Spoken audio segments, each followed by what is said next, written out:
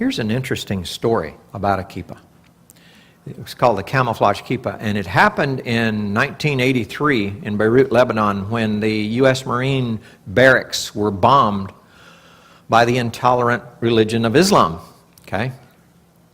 That particular bombing, many of us remember it, left 241 Americans dead.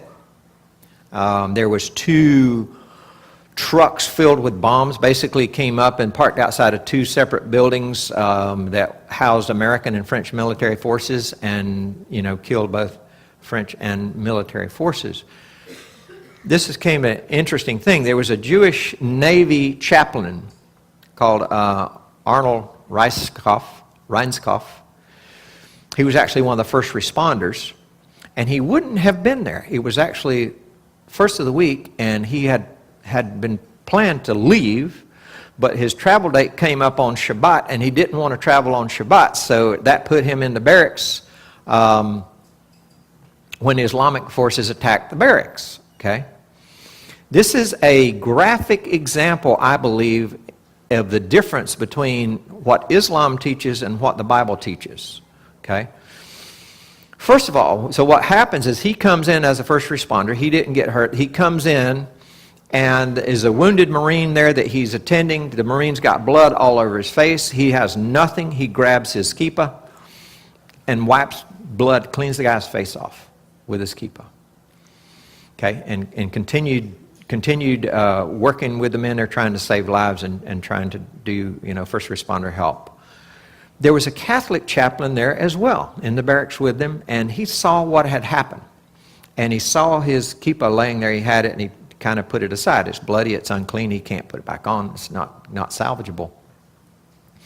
And when things calm down a little bit, the chaplain pulls out his knife and reaches in his uniform and cuts out a piece of camouflage out of his shirt. Technically a violation of the military code of conduct because he's intentionally defaced his uniform, right? And turns around and gives it to Rabbi Reinskoff for a kippah. Now, and so this is actually a picture of him wearing it. You see on the top, he clipped it on his head. It's like, oh, okay, and he accepted that.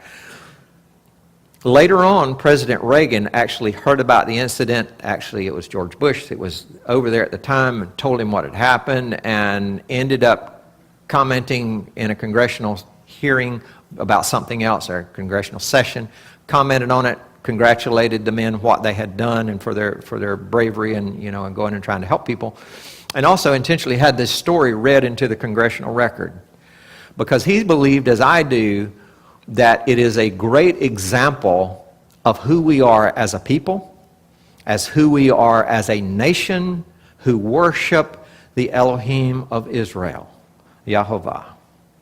And it's that, no matter what, Catholicism, Judaism, we still worship the same God.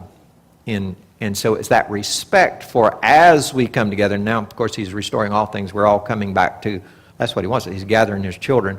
But it's interesting that we never lost, like even Islam fights Islam all the time because they're not doing it the way one other sect thinks. But really, even beyond Christianity, even within Judaism, we know who God is. And that's what unites us, so that something like this could take place and really shows who we are as a people. Amen? A cool story.